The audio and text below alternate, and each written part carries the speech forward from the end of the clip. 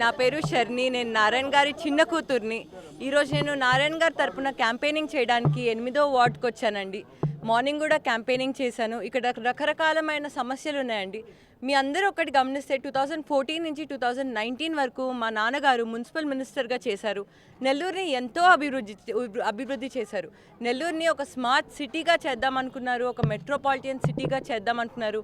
కానీ ఇంతలోపులు వేరే పార్టీ వచ్చింది, వైఎస్ఆర్సీపీ పార్టీ వచ్చి, అండ్ అక్కడ పనులు మునిగిపోయాయి. కానీ మీరందరూ ఒకటి గమనిస్తే ఇక్కడ ప్రతి రోడ్ పైన తిరుగుతున్నానండి, ఎన్నో సమస్యలు ఉన్నాయి. దోమల సమస్య అండ్ నీటి సమస్య.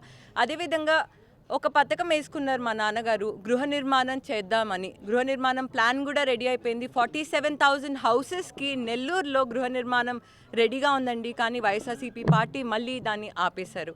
అదేవిధంగా ప్రతి ఇంటికి డ్రింకింగ్ వాటర్ లోపలికి రావాలని డ్రింకింగ్ వాటర్ కూడా ఎస్టాబ్లిష్ చేశారు. కానీ అది వైఎస్ఆర్సీపీ వాళ్ళు ముందుకు తీసుకెళ్ళలేదు. అదేవిధంగా అండర్ గ్రౌండ్ డ్రైనేజ్ సిస్టమ్ కూడా ఎస్టాబ్లిష్ చేశారు. 90% ఆఫ్ ద డ్రైనేజ్ సిస్టమ్ అయిపోయింది.